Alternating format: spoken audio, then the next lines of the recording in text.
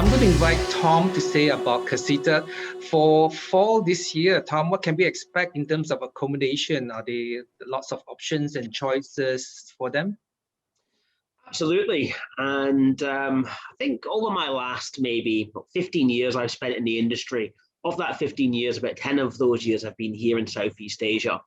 And traditionally, students in this part of the world were always more interested in staying on campus, as it was always perceived to be the safe option. Now, with these buildings that we promote, they're called purpose-built student accommodation.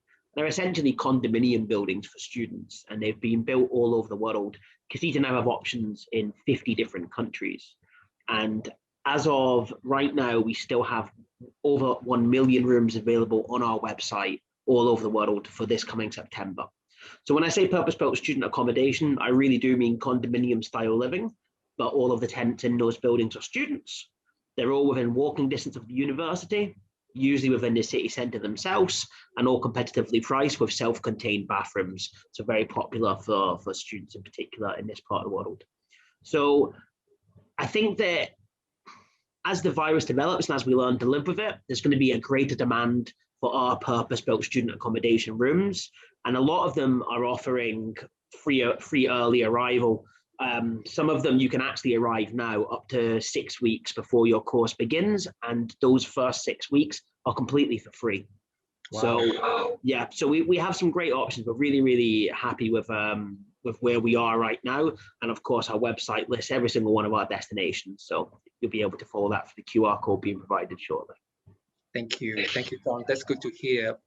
I'm going to pass the session to Koo, who's going to look at some of the questions from the Q&A box and see whether our representative can handle some of the questions that you have put forth to them.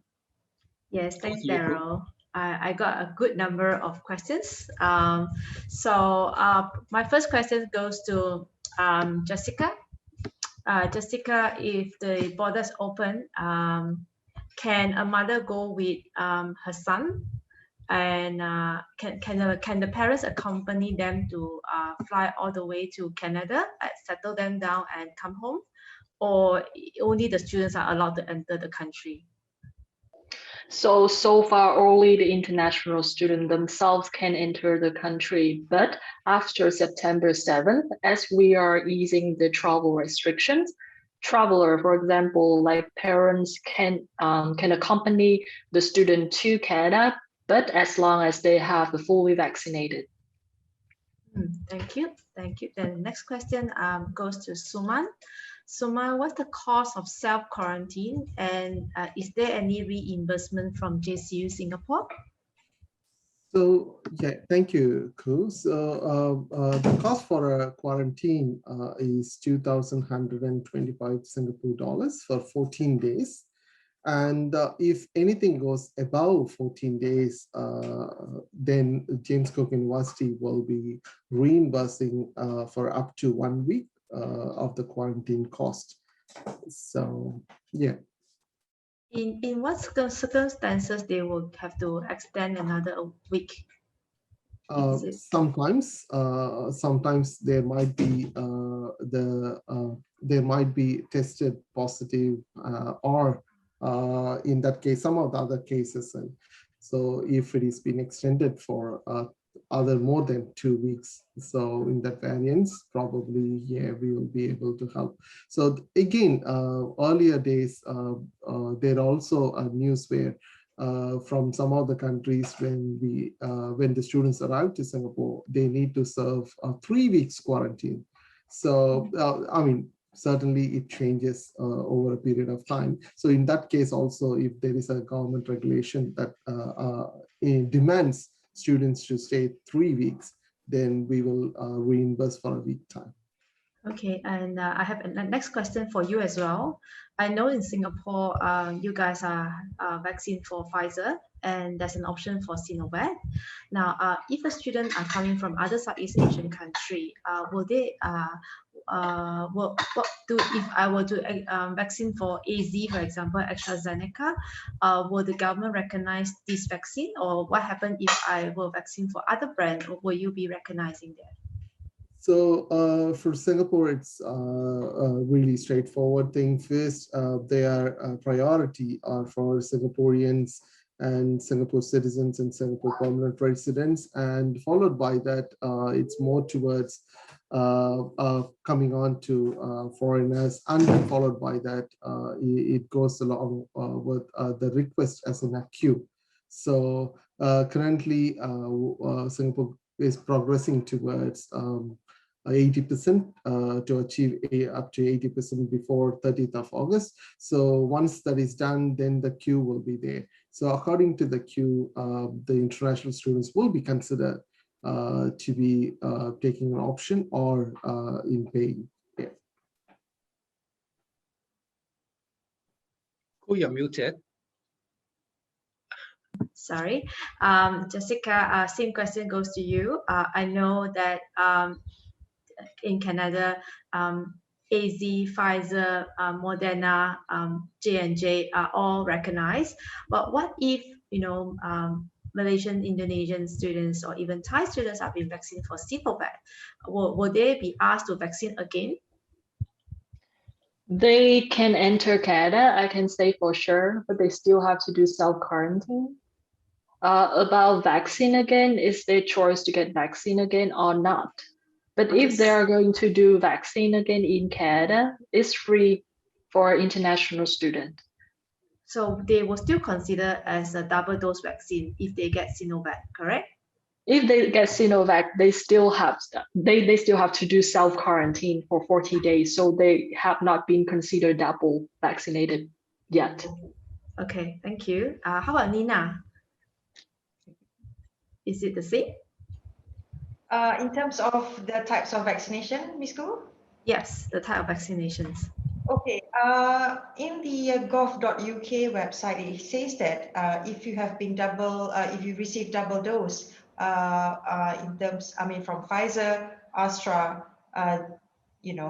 Moderna, and also Johnson & Johnson, Janssen. It depends on whether or not you are an international applicant or you are a resident of the UK. So as of now, we do not have a clear answer whether international students who have been fully vaccinated will be exempted from quarantine. Okay, thank you, Nina. Okay, everyone. I think at this point of time, for a certain country, any brands is good, just to get ourselves protected. Yeah, whether the brand is recognized by the respective country, I think the only difference is the quarantine periods. But having yourself vaccine, that's the first step. To protect yourself, it is very important. And I do have a question that probably I'll answer it myself. Do you think that it's better to study abroad this year or next year? Well, you have been waited for 2 years. That there's no bad time. If you have been vaccinated, I think it's safe to go. As you hear what the other speaker have actually shared. Currently, 2/3 of their population have been vaccinated. So to a certain extent, they are almost achieved herd immunity in their own country. So if you were to look back at your own country, do you think which countries are safer? But then again, it is up to you to make that decisions. Yeah, you have to discuss with your parents, yeah, and make a wise decision on that. So, okay, so the next one goes to Jessica. Jessica, you're popular today. So is there so are we required to quarantine even we are fully vaccinated? Yes, you are, depending on the brand of your vaccine, just like what Jessica have answered. Now, do we need to pay if we were to need to quarantine? Do the student need to pay for it, or the university will cover the cost, Jessica? Yeah, so for quarantine cost, the student should pay for themselves because it depends on the type of accommodation that the student are going to quarantine at. For example, they are going to quarantine at hotel or at the Airbnb, or they are going to quarantine at their residence, like on-campus residence, but they have to bear the cost of quarantine by themselves, and it's ranging from 700 to 1,000 Canadian dollars for 14 days. Sure. And at the moment, I think some of the country, for example, Indonesia, experiencing delay in getting their visa approval. Do you, by any chance, do you know that whether that the immigrations will speed up nearer to the intake? I haven't had the answer for that because I do have Indonesian students starting online from September till now. They're waiting for the visa approval. But I think that because like Canada is opening its border, so I hope that like the visa processing is going to be expedited.